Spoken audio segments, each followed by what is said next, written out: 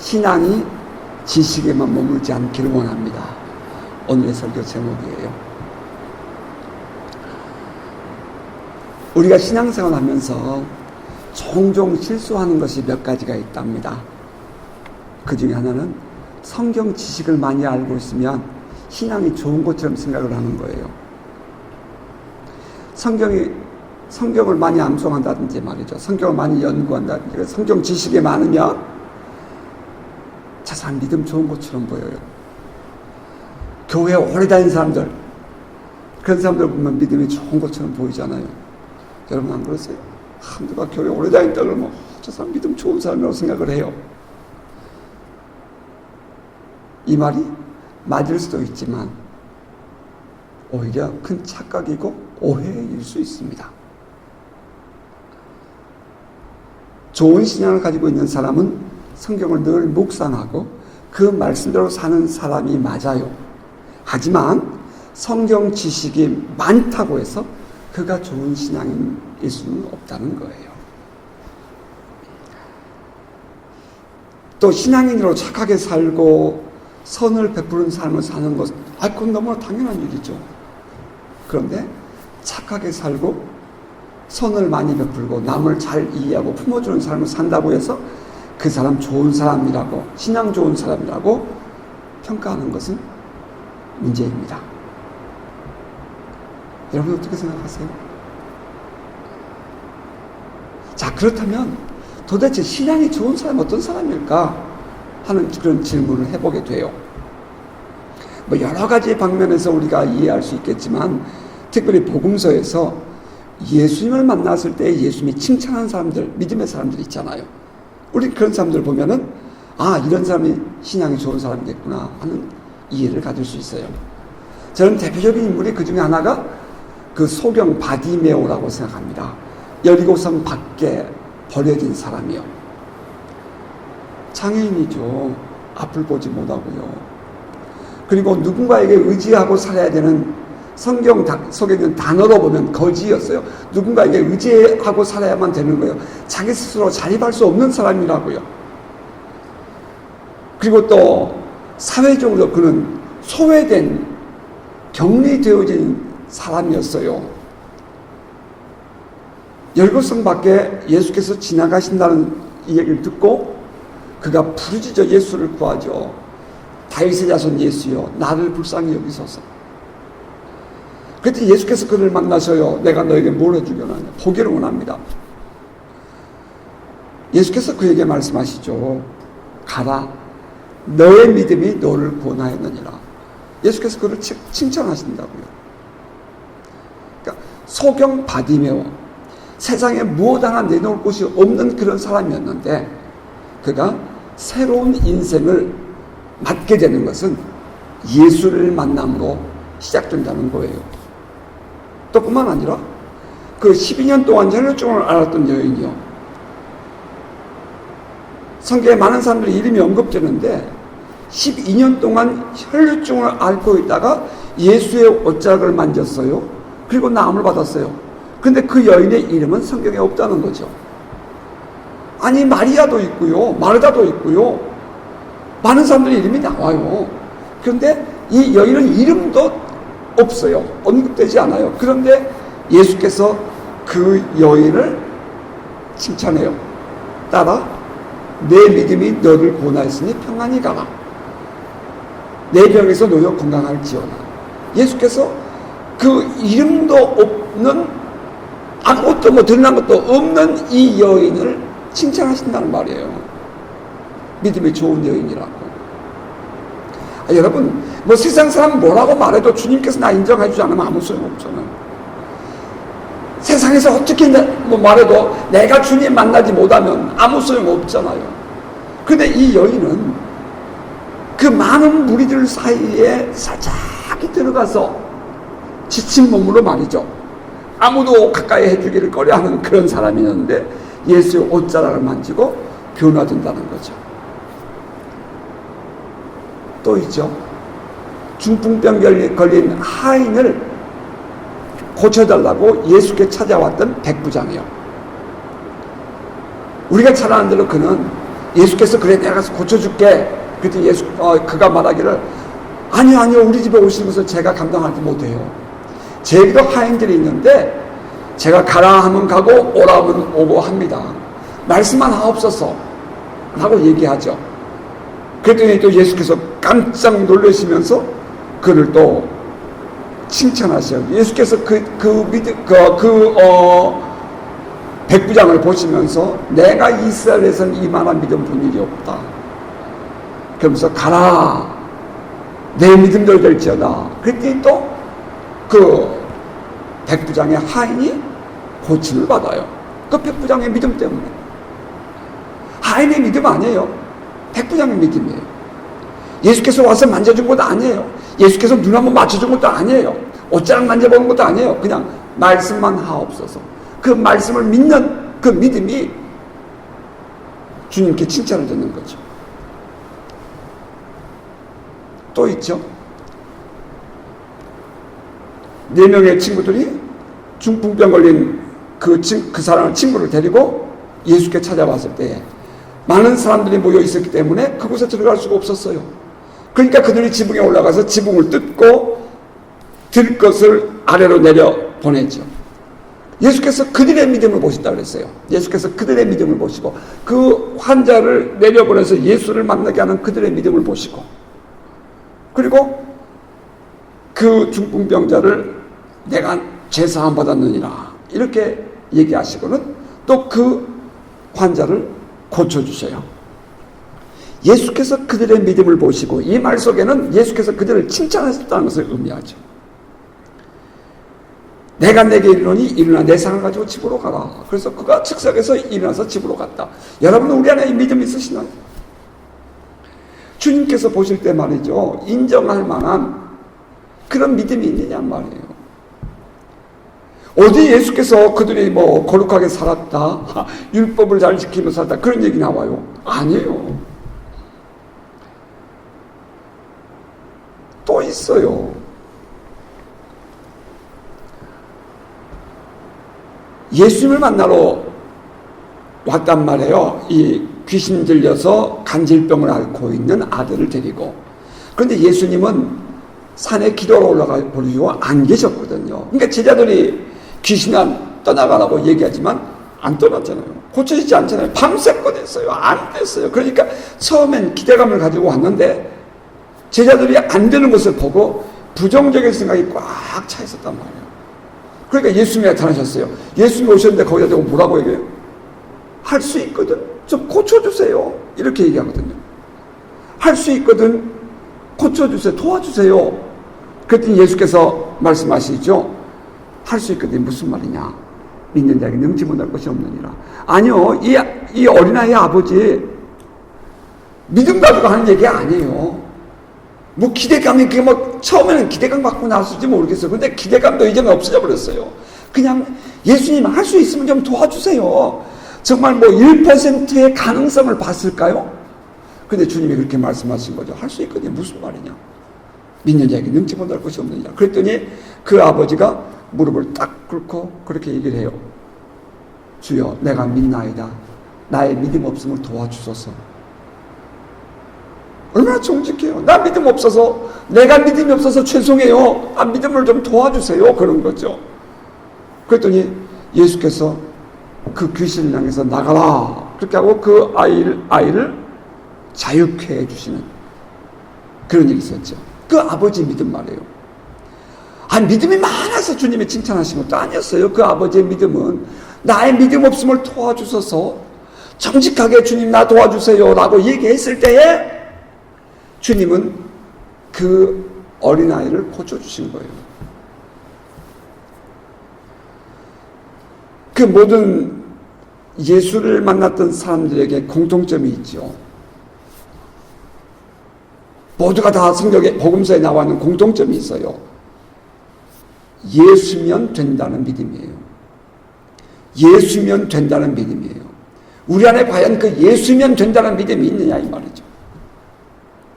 예수면 된다라고 믿지만 그래도 꼭 이렇게 얘기하죠. 그래도 뭔가가 좀 있어야 될 것 같아요.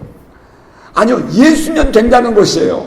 성경이 우리에게 주는 좋은 믿음은 근데 뭔가 좀 착한 일도 해야 되고 뭔가 좀 행한도 있어야 되고 뭔가 좀 드림도 있어야 되고 이런 식으로 뭔가 내가 공로가 있어야 될 것처럼 그렇게 생각하고 산다는 거예요. 이게 우리들의 문제죠. 뿐만 아니라 그 예수를 만났던 사람들의 공통점은 그들이 이렇게 초점이 딱 하나로 맞춰져 있다는 거죠. 예수에게 집중한다는 거예요. 그 모든 삶의 정황들이 굉장히 복잡해요. 그들의 삶을 보면.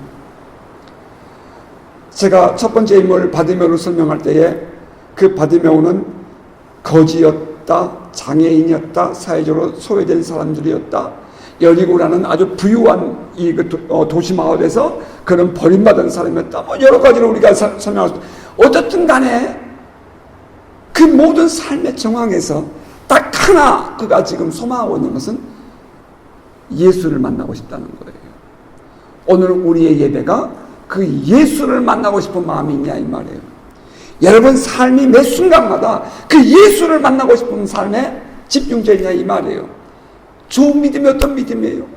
지금 여러분들은 이렇게 계산을 해보고 그 계산에 따라서 혹은 외부에서 자꾸 내게 밀려오는 많은 그 문제점들 때문에 예수를 집중하는 그 눈이 자꾸 밖으로 봐지지 않냐 이 말이에요. 걱정도 염려도 믿음이라면 믿음대로 돼요. 걱정돼야 된다고요? 왜 염려하세요? 왜 걱정하세요? 아니요. 예수면 되잖아요. 그러면 예수에게 집중하는 것이 필요해요. 그리고 이 사람들에게 공통적인 것이 또 하나가 있어요. 그게 뭐냐면은 그냥 말씀대로 순종하는 거예요. 그냥 되라 그럼 되는 거예요. 가라 그러면 가는 거예요. 일어나라 그러면 일어나는 거예요. 그냥 순종하는 거예요. 그냥 순종하는 거예요. 말씀대로. 이 예수를 만나서 예수님께 칭찬 들었던 사람들의 모습, 그들은 사회적인 그러니까 사회적인 이목, 사회적인 사람들의 어떤 이해나 어떤 사람들의 평가나 거기에 집중하는 것이 아니라 그들은 오직 하나였어요. 예수에게 집중하는 거예요. 예수에게 집중하는 거예요. 여러분 우리 안에 이 예수님께 집중하는 믿음이 있기를 주님을 축복합니다. 예수면 돼요. 여러분 뭘 더 원하세요? 예수면 돼요. 한 주간 내내 힘들었던 그 메시지를 막 몸부림을 치면서 또 성경을 뒤적거리고 또 묵상하고 찾고 하는 거죠. 그래 놀라운 것을 저는 또 보았어요. 마가복음의 말이에요. 19장, 마태복음 19장 이하에 보면 이런 내용이 나와요. 한 부자, 이 바리새인 같아요. 그 모습을 보면. 청년 일자인지 모르겠어요. 그런 사람이 예수께 나왔어요. 선한 스님이요. 내가 어떻게 하면 영생을 얻겠습니까? 그랬더니, 어째서 너 나한테 선하다고 말하느냐? 선한 분은 하나님 한 분뿐이라. 내가 만약에 생명에 들어가려면 계명을 지켜야 돼. 그랬더니 그가 한다는 얘기가 무슨 계명입니까? 살인하지 말라, 간음하지 말라, 도둑질하지 말라, 거짓증거하지 말라, 부모를 공경하라, 내 이웃을 내 자신과 같이 사랑하라, 뭐 그런 얘기를 하시는 거죠. 그랬더니 이 청년이 하는 말이, 이 사람이 하는 말이, 내가 다 지켰습니다. 내가 무엇이 부족합니까? 이렇게 얘기를 해요. 이 모든 것을 내가 지키었사온데 아직도 무엇이 부족합니까? 내가 무엇이 부족합니까? 그 마음의 말이에요. 내가 무엇이 부족합니까? 그럼 매우 율법적인 삶을 살았다고요. 그랬더니 예수께서 뭐라고 그래요? 너의 모든 소유를 다 팔아 다 가난한 사람 주고 너는 나를 따르라. 이렇게 얘기하거든요. 너는 나를 따르라. 그랬더니 그 성경을 기록하고 있는 저자는 그 청년이 재물이 많음으로 이 말씀을 듣고 근심하며 가니라 이렇게 기록했어요. 예수님의 관심은 그 청년이 거룩하게 살았느냐 율법을 지키며 살았느냐 하는 것이 아니었다고요. 근데 오늘날 우리 모든 신앙인들 어떻게 살아요? 율법적으로 잘 사느냐 거룩하게 사느냐 너무 그런데 관심이 많잖아요. 그런데 예수님은 아니요. 그게 관심이 아니에요. 예수님의 관심은 너의 주인을 바꾸고 나를 따르라 하는 것이었거든요. 율법을 지켜라, 거룩하게 살아라, 이 말은 좀 부끄러운 얘기지만 인본주의적인 신앙이고요, 형식적인 신앙이고요, 율법적인 신앙, 이 땅에서의 신앙을 강조하는 종교일 뿐이에요. 세상에서 볼 때 그렇게 사는 사람을 믿음이 좋다고 칭찬할지 모르겠지만 예수께서 말씀하신 신앙은 결코 그것이 아닙니다. 그는 청년이었어요. 장래가 촉망되는 사람이었다고요? 재물이 많은 사람이었어요. 세상적으로 보면 나름대로 성공한 사람이었단 말입니다. 그리고 그는 착하게 살았어요. 율법으로 갖다 비교해봐도 거룩하게 산 사람이었단 말입니다. 그런데 그에게 한 가지 부족한 것이 있었다면 그는 재물 때문에 예수를 따르지 못하는 안타까움이 있었다는 거예요. 그가 성경에 기록된, 언급된 이유는 좋은 믿음의 본이 되어서가 아니라 안타까운 믿음의 본이 되기 때문입니다.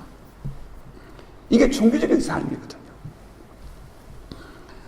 오늘날 우리가 흔히 갖는 신앙 좋은 사람의 기준이 예수께서 말씀하신 기준과 얼마나 다른가 하는 것을 생각해 합니다. 전 요즘 사도 바울이 너무 깊이 빠져서 이 사도 바울에 깊이 빠져서 사도 바울의 이 말씀을 묵상하고 그의 영성을 누리는 데 매우 관심이 많습니다. 바울의 서신들을 이렇게 묵상하고 강의하면서 날마다 새로운 느낌이 저를 사로잡는 그 내적 기쁨이 있음을 솔직하게 고백합니다. 이 오늘의 본문도 말이죠. 예수 그리스도의 대표의 원리라는 거예요. 예수 그리스도가 모든 인류의 대표가 된다. 첫 아담인 아담이 범죄하여 세상에 죄가 들어오고 사망이 들어왔는데 둘째 아담인 예수가 하나님께 순종하여 우리의 죄값을 해결해 주심으로 이제 세상에 생명이 들어오게 되고 우리가 그 생명 안에서 왕노릇하게 되었다는 내용이에요. 이것을 아주 성경에 독특한 사도 바울의 기독론이라고 얘기해요. 성경학자들은. 대표의 원리. 우리 유전을 이 범죄, 죄의 유전을 강조하는 것은 캐톨릭 신앙입니다. 다시 말하면 아담과 하와가 죄를 졌어. 그래서 그 아담과 하와의 후손들이 쭉 내려오면서 죄가 유전되어서 우리들도 죄인이야. 태어날 때 우리 모두가 다 죄를 안고 태어나는 거야. 이렇게 생각하는 게 일반적인데 말이죠. 근데 그것이 지금 오늘 본문에 볼 때는 아니라는 거예요. 아담과 하와, 아담이 우리 모든 인류를 대표하기 때문에 그가 범죄함으로 말미암아 모든 그의 후손들인 우리는 죄인이 되었다라는 거죠. 이것을 대표의 원리라고 얘기합니다. 그런데 어떻게 또 이제 이렇게 질문하고 싶은 사람도 있겠죠. 그럼 우리가 모두가 다 선하다는 얘기인가? 그것을 얘기하고 싶은 것은 아니에요. 선하고 악하고는 상관이 없어요. 우리는 모두가 다 죄악 중에 태어난 자들이에요. 사도 바울, 이거 다윗 시편 기자를 보면 우리는 모두가 다 죄악 중에 태어난 자들이라고. 다시 말하면 그 대표 아담이 범죄함으로 말미암아 우리 모두가 다 죄인으로 태어나게 되는 것이죠.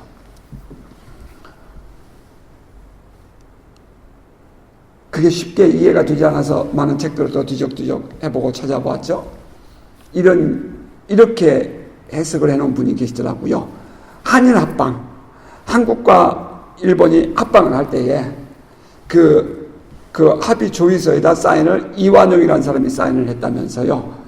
그때 이완용이 사인한 그 사인이 인정이 되어서 조선 땅에 있는 우리 모든 사람들이 다 이제 일본 사람과 합병이 되었다.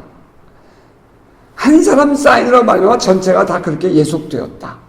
그런 것처럼 아담이 범죄함으로 말미암아 아담의 후손들인 모두 우리가 다 죄인이 된 것이다. 이렇게 해석을 해놓았더라고요. 충분히 이해가 되고 받아들일 수 있어요. 왜냐하면 대표라고 얘기할 때는 대통령이 사인하죠. 그러면 그 사인한 대통령의 사인 때문에 온 나라 전체가 그렇게 영향을 받는 거죠.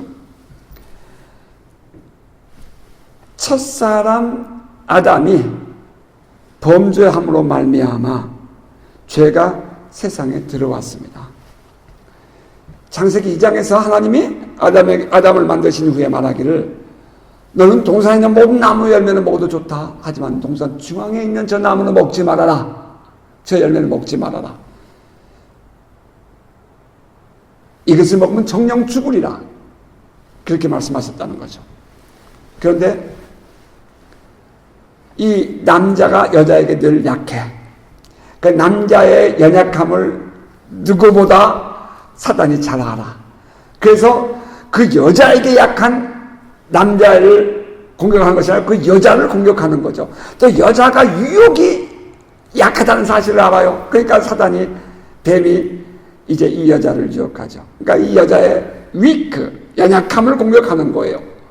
여자의 연약함을 공격하는 거예요. 그 여자에게 연약한 게, 여자가 그 사단의 꼬임에 연약하고요. 그 여자에게 연약한 게 남자인 거예요. 그러니까 그것을 잘 아는 거예요. 그러니까 아담을 공격하지 아니하고 뱀은 하와를 공격하죠. 너 하나님처럼 될 거야. 하나님이 그래서 먹지 말라 그런 거야.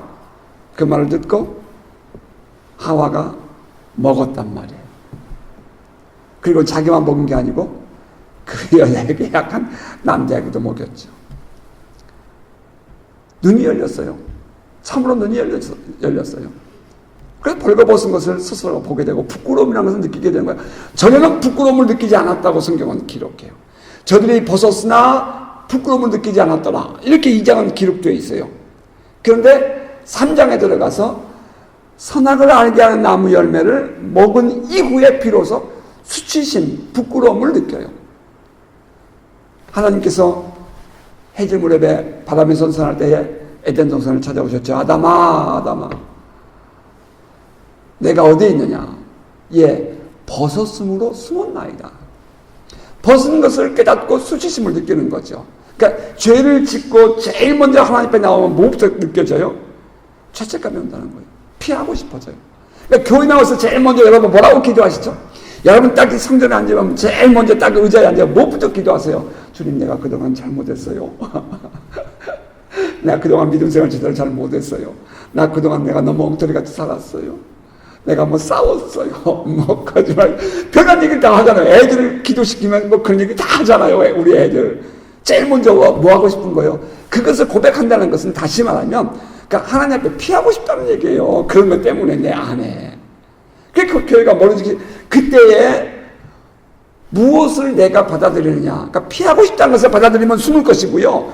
회개하고 고백하고 나오겠다고 내가 주님을 받아들이면 회개하고 고백하고 나오는 거예요. 그러니까 그 아주 민감한 거죠. 죄를 짓고 나면 제일 먼저 피하고 싶어져요. 그래서 숨었나이다. 하나님께서 딱 묻지요. 너 내가 너에게 먹지 말한 거 먹었구나. 그랬더니 하나님이 나에게 만들어주신 여자가 먹게 했어요. 핑계하죠. 두 번째 죄진 사람이 하는 게 뭐예요? 그래서라는 이유를 댄다는 거예요. 변명을 하고 핑계를 해요. 뭐가 어쩌고 그랬어요. 이렇게 얘기한다는 거죠. 그러고 나면 이제 그러니까 또 이제 하와에게 너 왜 먹었냐? 하나님이 만드신 이 뱀이 먹었어. 그래서 또 핑계하죠. 결국은 그 하나님께 불순종한 것 때문에 뭐 아담에게 책망하시고 먼저는 뱀에게 하나님이 저주하세요. 그리고 하와에게 이제 책망하세요. 그러니까 사람에게 저주 안 합니다. 하나님이 뱀에게는 저주했지만 하와에게는 너에게 해산의 고통이 있으리라 얘기하시고 또 아담에게는 내가 수고하여야 소산을 먹고 살 것이다 라고 얘기를 해요. 그러면서 맨 마지막에 결정적인 얘기를 하세요. 너가 흙에서 왔으므로 흙으로 돌아갈지라 이렇게 얘기를 해요. 흙에서 왔으므로 흙으로 돌아간다. 이게 매우 무서운 얘기입니다. 2장에 보면, 창세기 2장에 보면 하나님이 흙으로 사람을 만드시고 그의 코에 생기를 불어넣어서 생명이 되게 하셨어요. 산자가 되게 하셨다고요. 그러니까 생기를 불어넣어 생명이 되게 하셨는데, 흙이 말이에요. 흙이 생명이 되게 하셨는데 죄로 말미암아 하나님이 심판하셨을 때에는 다시 흙으로 돌아간다는 거예요. 이게 사망이죠. 흙이 생명이 됐다가 생명이 다시 흙으로 돌아가는 거예요. 거기에 결정적인 동기가 뭐예요? 하나님께 대한 불순종이었죠. 하나님께 대한 불순종, 그것은 다시 말하면 하나님과의 단절을 가져오는 동기가 되는 거예요. 우리가 신앙생활 잘하다가도 우리가 어느 날 갑자기 거칠어지고 우리가 갑자기 막 너무 곤고해지는 날 느껴지게 돼요. 왜 그러죠? 내가 하나님께 불순종하게 되고 하나님과 거리감을 갖게 되면 이렇게 멀어진다는 거예요. 하나님이 괜스레 낯설어. 그럼 여러분 돌아보셔야 돼요. 내가 하나님께 혹시 불순종하고 있는 건 아닌가? 내가 하나님께 대한 사랑을 잃어버리고 있는 것은 아닌가? 생각해 보셔야 돼요. 그러니까 그 하나님께 순종하기 위해서 우리에게 꼭 필요한 것이 있답니다. 다시 말하면 하나님과의 관계를 늘 유지하기 위해서는요, 그분을 사랑해야 돼요. 하나님을 사랑하는 마음, 그 하나님을 사랑하는 믿음, 그 하나님과 교제를 계속 갖기 위해서는 먼저 내 마음이 하나님께 있어야 된다는 거죠. 그때 비로소 이제 우리는 그 하나님으로부터 부어지는 생기, 힘이 공급되어 살아가게 됩니다. 자, 오늘 본문 속에 그렇게 되어 있어요. 죄가 들어왔어요. 한 사람으로 말미암아. 그럼 죄의 결과는 뭐예요? 심판이 있죠. 심판이 있어요. 그래서 정죄를 받아요. 그 결과가 죄값이 뭐였어요? 사망이라는 거죠. 사망이 세상에 들어왔어요. 그리고 그 다음에 그 사망이 세상에 들어온 이후에 사망이 왕노릇하게 된다는 거예요. 사망이 왕노릇해요. 자,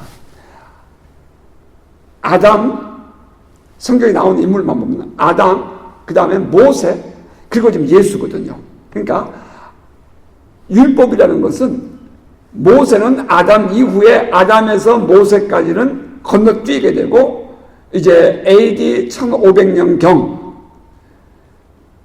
모세에게 하나님이 그 율법을 주시죠. 율법이 왜 주어졌느냐? 이제 이 바울은 이렇게 얘기해요. 율법이 없어도 세상에서 사망이 왕노릇하고 있었어. 이유는 죄 때문이야. 율법이 없어도 사람은 죽는 거야. 그것은 하나님의 심판이었어. 근데 그럼 왜 하나님이 율법을 주셨을까? 그 율법은 우리에게 죄를 깨닫게 하기 위해서야.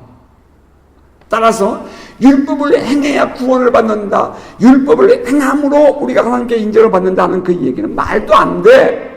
율법이 오늘 본문 여러분 또 묵상해 보세요. 다음 주는 6장 할 테니까 여러분 또 6장 좀 묵상하고 오세요.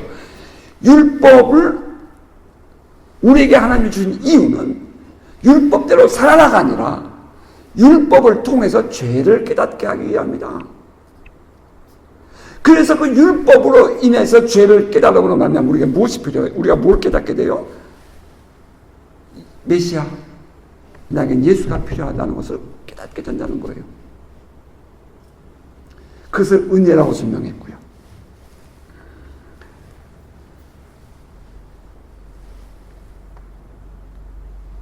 지금 그렇게 말하고 있는 바울은 말이에요. 유대인 중에 유대인이고 바리새인 중에 바리새인이잖아요. 율법에 능한 자였고요. 이 하나님의 율법에 대해서는 그런 지도자였다고요. 그가 그렇게 말하는 거예요. 그가.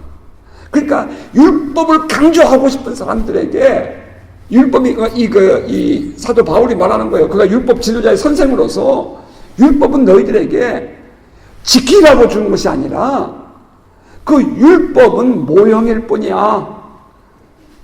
우리에게 오실 메시아를 가르쳐주고 있는 거야. 그러므로 율법을 통해서 죄를 깨닫고 우리가 예수를 믿음으로 말미암아 구원을 받는 거야. 하나님과의 관계가 회복되는 거야. 영생에 들어가는 거야.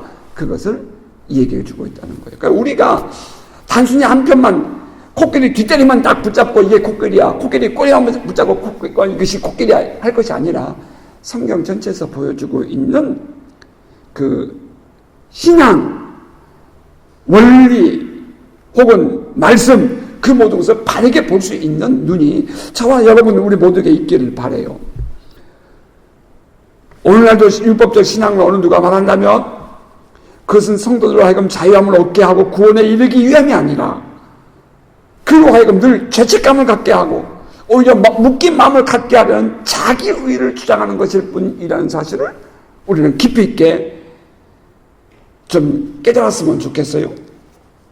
우리가 예수를 믿음으로 말미암아 자유해지면 당연히 그렇게 깨끗하게 거룩하게 자유롭게 살 것 아닙니까? 믿음으로 사시기를 주님을 축복합니다. 정말 성령 안에서 자유로움이 있기를 바랍니다. 성경은 말해요. 한 사람 아담의 범죄로 인하여 많은 사람이 죽었습니다. 한 사람 아담의 범죄로 말미암아 사망이 그 한 사람을 통해서 왕노릇하였습니다. 한 사람의 범죄로 인해 많은 사람의 정죄를 받게 되었습니다. 그 한 사람이 순종하지 아니함으로 많은 사람이 죄인 되었습니다. 이렇게 말하는 거죠. 그런데 그와 마찬가지로 또 다른 한 사람 예수 그리스도로 말미암아 우리는 죄 사함을 받고 의롭다 하심을 받았다 하는 것이 사도의 가르침이에요. 또 한 사람 예수 그리스도로 말미암아 우리는 의롭다 하심을 받고 사도가 말하는 선물이라는 것을 받았습니다. 자, 쉽게 표현할게요. 예수께서 십자가에 죽으시고 부활하심으로, 다시 말하면 첫사람 아담은 불순종하여 죄가 들어왔지만 둘째 아담인 그리스도는 예수는 하나님의 말씀에 순종하여 죽고 부활하심으로 그에 대한 심판 혹은 판단을 받게 되는데 첫사람 아담은 그 불순종으로 정죄를 받고 심판을 받고 그리고 사망이 들어왔지만 둘째 사람 아담인 예수는 순종함으로 의롭다 하심을 받고 생명이 들어왔습니다. 사망이 세상에 들어온 원인이 불순종이었다면 예수는 죽기까지 순종을 해서 우리에게 생명을 주셨습니다. 영생이라는 거죠. 자, 여기서 중요한 단어를 여러분에게 설명드리고 싶어요. 그럼 사망이 무엇이고 영생이 무엇인가 하는 거예요. 숨 딱 끊어지는 게 사망이죠. 그 영생은 다음에 죽어서 가는 영생입니까? 그게 일반적인 종교인들의 해석이에요. 아니에요. 기독교에서 말하고 있는 사망이라는 것은 하나님과 영원히 단절된 상태입니다. 하나님과 영원히 단절되어 버렸어요. 따라서 하나님의 은혜와 하나님의 사랑과 그 하늘에서 주시는 놀라우신 그 비밀들이 단절되어 버렸어요. 그러니까 깜깜한 세상 되는 거예요. 태양이 지구에 비추지 않으면 오는 것처럼 하나님의 사랑이 우리에게 비추지 않으니까 세상에 이 어둠의 세상이 되어서 어둠을 주관하고 있는 사단이 왕노릇하게 되는 거예요. 그래서 사망이 왕노릇하는 거예요. 하나님의 은혜가 다 끊어져 버린 상태. 그게 사망이에요. 우리는 뭐가 불이 이글이글 타는 지옥만은 사망을 생각하는데 그게 아니라 하나님과 딱 영원히 단절되어 버리는 것. 그게 사망이란 말이에요. 그럼 정반대로 영생은 무엇인가? 영원히 사는 거예요? 그래서 세상에서 우리가 마음대로 살고 다음에 죽어서 영원 천국 가려고 예수 믿습니까? 아니죠. 영생이란 피조물된 우리가 하나님께 빚은 바 된 우리가 이 죄인이었던 우리가 영생이란 그 창조주 되신 그 하나님의 속성에 참여하는 것입니다. 너무 긴가요? 영생이란 피조물인 우리가 하나님의 속성에 참여함입니다. 그래서 우리는 이 하나님의 거룩함에 참여하게 되고요. 우리는 하나님의 사랑에 참여한 자가 되고요. 이제는 하나님의 자녀라 불림을 받게 되었고요. 우리는 하나님의 관심 속에 있는 자가 되었고요. 혹여나 우리가 살다가 실수하고 넘어지면 그래도 넘어지면 하나님은 앞으로도 우리를 기다려주시는 우리와의 관계가 회복된 자가 된다는 말이에요. 이것은 우리가 죽어서 가는 천국이 아니라 우리에게 주어진 영생은 오늘 우리가 예수를 믿음으로 말미암아 하나님의 속성에 참여함으로 우리는 하나님과 관계를 갖는 자가 되었어요. 따라서 우리가 얻는 영생은 지금 우리가 누리고 있는 것입니다. 우리가 죽어서 영원히 죽지 않는 그런 세상이 아니라 지금 하나님 안에는 하나님의 속성은 영원성이 있거든요. 태초부터 계시던 그분 아니에요. 지금도 계시고 미리 영원히 계실 분이잖아요. 그 하나님의 속성에 참여하는 것이 우리가 예수를 믿음으로 말미암아 우리는 하나님의 영생에 들어가게 되는데 그 영생이 무엇이냐? 하나님과 관계를 갖게 되었고 하나님의 은혜 안에 머물게 되었다는 거죠. 그것이 죽어서만 가는 것이 아니라 지금 우리가 누리고 있는 것입니다. 아멘입니까? 오늘 지금 우리가 하나님의 은혜를 누리고 있어요. 이것이 바로 영생이에요. 오늘 하나님의 관심 속에서 우리 하나님 아버지 하고 내가 눈물을 흘리면 아버지가 마음이 아파서 우리 오서워서 안아주는 게 우리 아버지 영생의 은혜라고요. 우리가 잘못했어요. 회개하면 용서하세요. 우리가 뭔가를 우리가 선하게 잘했어요. 그거 하나님께서 기뻐하시는 거예요. 이게 영생이에요. 근데 하나님 말씀대로 잘 살았다고 해서 그것을 의로 여기고 말이죠. 왜 아버지 내게는 아무것도 안 주더니 동생에게 줍니까? 이렇게 말하는 그 큰아들 말해요. 그런 영생을 하나님은 기뻐하지 않는다는 얘기예요. 우리가 늘 그런 마음으로 하나님을 사모하고 하나님의 은혜를 구하고 살아갈 때에 우리는 하나님의 은혜를 누리며 살아가게 되는데 바로 그것이 우리가 영생에 들어온 자가 됐다는 의미예요. 그런데 그 영생이 어떻게 왔다고요? 사도 바울 여러분 꼭 읽어보세요. 오늘 보면 사도 바울이 이렇게 말해요. 한 사람 예수 그리스도를 말미암아 선물로 우리에게 주어진 것인데 하나님이 우리를 의롭다 하셨다. 의롭다 하신 것만이 아니라 여러분 성경 보시겠어요? 자 17절 같이 한번 읽어보십시다. 17절 보면 17절 같이 읽습니다. 시작. 한 사람의 범죄로 말미암아 사망이 그 한 사람을 통하여 왕노릇 하였은즉 더욱 은혜와 의의 선물을 넘치게 받은 자들은 한 분 예수 그리스도를 통하여 생명 안에서 왕노릇 하리로다. 우리가 단순히 의롭다 하심을 받는 것만이 아니라 우리가 그 생명 안에서 왕노릇 한 자가 되게 하셨다. 신분이 바뀌었다. 우리 정체성이 바뀌었다. 우리의 사람됨이 바뀌었다라고 말을 한다는 거예요. 여러분 예수를 믿을 때 좀 당당하게 믿자는 거죠. 우리가 예수를 믿는 사람으로서 우리는 세상에 기죽어 살지 말자는 거예요. 하나님은 우리를 왕노릇하게 하셨어요. 아멘입니까? 그럼 하나님 우리에게 주신 왕노릇함이 뭐예요? 우리가 그동안 그렇게도 강조해왔던 이 하나님의 나라.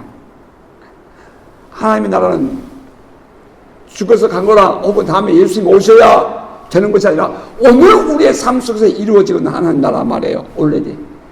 이미 이루어지고 있는 이 하나님 나라. 이 하나님 나라의 은혜를 저와 여러분 함께 좀 누리며 살아가는 여러분 되시기를 주의 이름으로 축복합니다. 당당하게 살자고요. 여러분 어깨를 펴고 살자고요. 우리는 자유인이에요. 이제는 우리가 자유인답게 살자고요. 그래요. 하나님께서 나에게 무엇인가를 요구하신다면 나는 순종하며 이삭을 드릴 수 있어요. 왜요? 나는 하나님을 사랑하기 때문에요.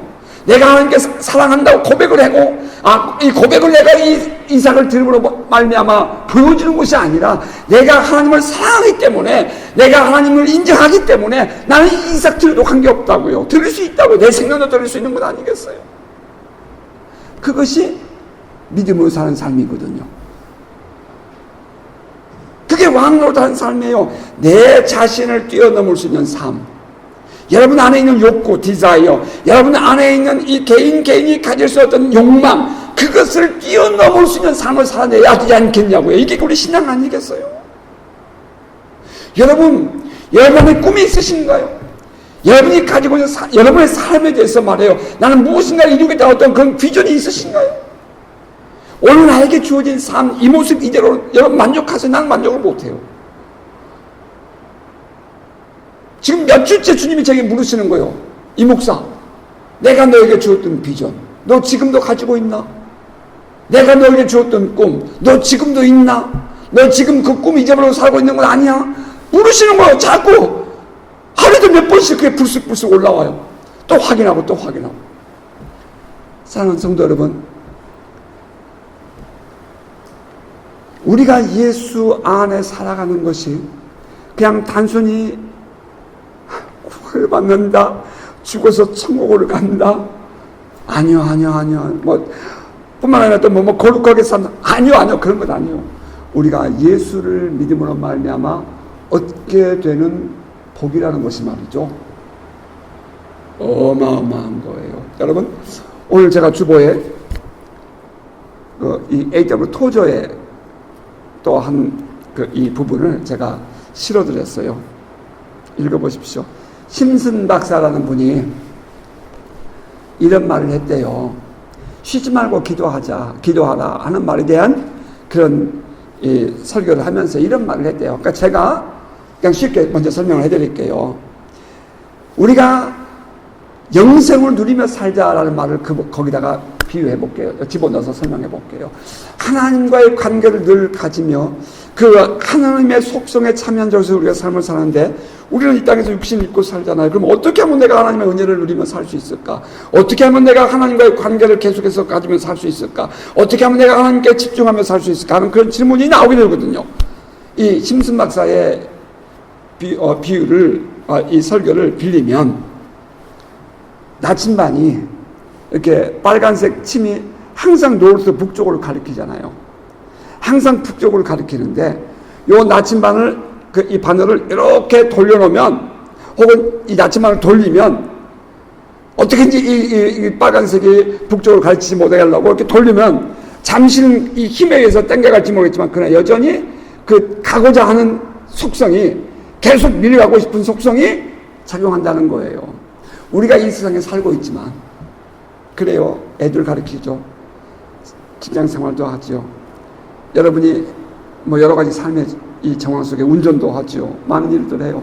그럴 때에 언제든지 그럼에도 불구하고 그 속에 있지만, 이 북쪽을 가리키고 싶은 나침반처럼 이 하나님을 향한 마음, 하나님을 향한 그 신실함, 하나님께 대한 집중, 그런 마음 가지고 이 세상 사는 것이 영생을 누리며 사는 삶이라는 겁니다. 여러분,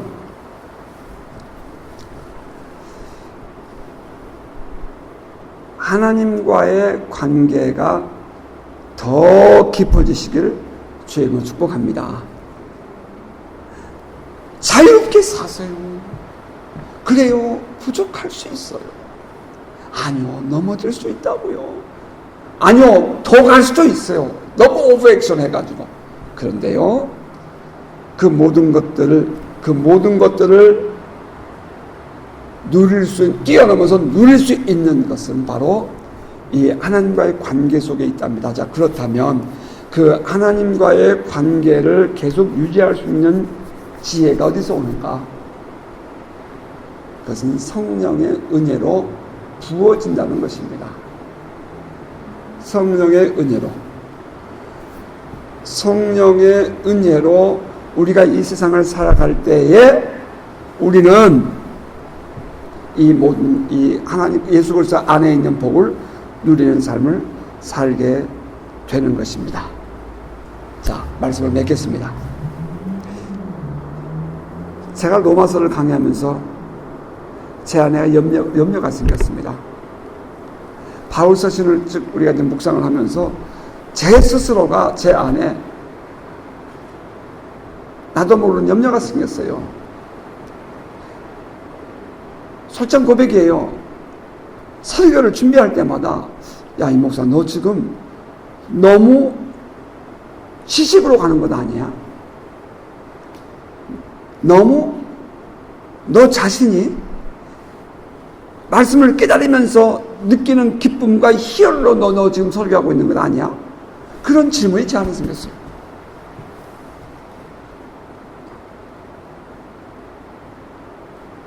성경을 좀 더 한다, 좀 더 깊이 있게 깨달았다 하는 데에서 우리의 신앙이 머물러 버리면 이거 착각이잖아요. 제 자신도 착각이잖아요. 우리의 신앙은 오늘 주님을 만나는 신앙이잖아요.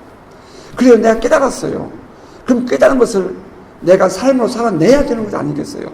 우리가 예수 그리스도를 통해 생명 안에서 왕노릇하게 되었느니라. 아, 할렐루야, 내가 왕이 되었다, 왕노릇하게 되었다, 아멘. 그러면 안 되지 않냔 말이에요. 이 삶을 살아내야 되지 않겠느냐고요.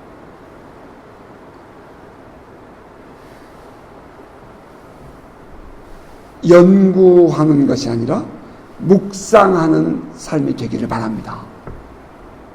하나님의 말씀을 깨닫고 이해하고 그래서 그것을 나의 삶으로 살아낼 수 있는 신앙 되기를 바라요.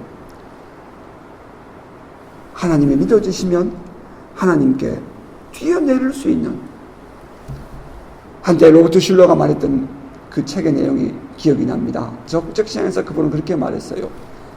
벼랑에서 서서 뛰어내리면 하나님이 받아주실 거야, 뛰어내리면 될 거야 라고 생각을 많은 사람이 하지만 막상 뛰어내리지를 못한다. 정말 하나님이 믿어진다면 뛰어내릴 수 있어야 되는 건 아니야. 저는 그 말에 충격받았고요. 제 인생은 거기서 바뀌었습니다. 많은 사람들의 지식이 있고요, 많은 사람의 성경을 많이 알아도요, 그 살아계신 하나님께 내 인생을 던지지 못한다는 거예요. 오늘 여러분의 신앙은 어떠십니까? 전 여러분에 묻고 싶어요. 예수 그리스도의 이름으로 권세와 능력이 있는 하나님의 나라를 이 땅에서 살아내는 복 있는 성도가 되시기를 바랍니다. 예수 그리스도의 이름의 권세와 성령의 기름 부심으로 말미암아 우리에게 주신 능력, 그 이름의 권세와 능력을 권능이라고 성경은 말하는데, 그 자유함과 부요함과 그 풍요로움과 그 능력 있는 삶을 살아내는 저와 여러분 될 수 있기를 원해요. 영생을 얻은 자, 하나님의 속성에 참여한 자로서의 삶을 살아내십시다. 여기에 비로소 우리의 신앙이 세상에서 드러나게 될 것이고 참된 복음이 우리를 통해서 흘러갈 것입니다. 그러므로 생명의 성령의 법을 따라서 늘 승리하는 복된 성도 되시기를 주의 이름으로 축복합니다. 아멘.